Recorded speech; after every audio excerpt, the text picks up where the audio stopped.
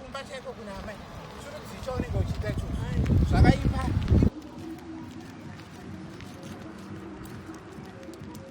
Hande kuna amai. Ai wakanjala anditi ndo waikomba nochina kuti mavheji. Waita kuti mavheji abatarowa nemhomba tese tritu. Saka pandaita zheti rangu kuti ndinokukangira majehowa kutonditisa pavanhu ngezvenza tisina mama iwana. Iwe waba huku. Aiwa uya kuno. Hande kuna amai. Uya.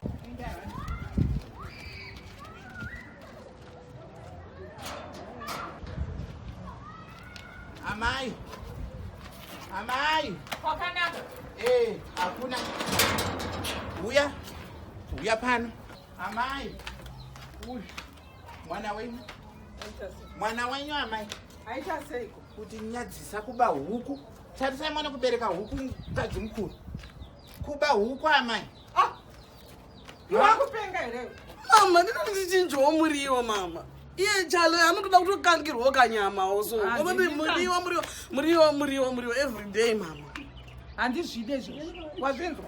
Handidi mbavha. Ndangotaka kuzheta huku ika. Saka ndaisa muZambia udeso. Ndinoidzosera sei ma? Enda unadzosera. Handidi zvinhu zvakadaro pano. Handidi. Hakuna kana kundiona. Kurumidza kutora. Kuba huku amai. Georgina.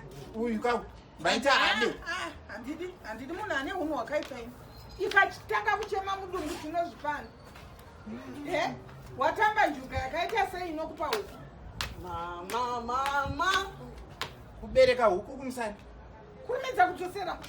Saite semunhu anovhundukira. Mama, chinjwawo. Kurumidza kudzosera nehuku. Kubereka huku. Amai. Nai. Zvakaoma. Wakambozviona kuti zvakadai. Kuti nyadzisa Georgina kuba huku kubereka huku. Apa ndaimbonzi yeye ava vabhadhare huku. Kuba huku mazviona amai. Handidi kuzviona izvozvo. Ndozvinhu zvandisingatomboda. Pane ina handidye zvinhu zvekuba. Kana zvikaita sei nhamu ngaindikwature.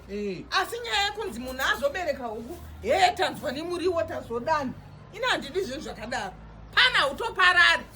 Indinotomudzingira pane izvozvo. Chokwadi amai. Handidi izvozvo kana. Kana zviri zvaakadzokera kumurume zvokuti apota achiba zvinhu zvevanhu mumaraini. Kwete. Ndakamborunzwa runyere kuperwo rwokuti Georgina uyu kwaakanga akarorwa aiba ndozvaakadzokera.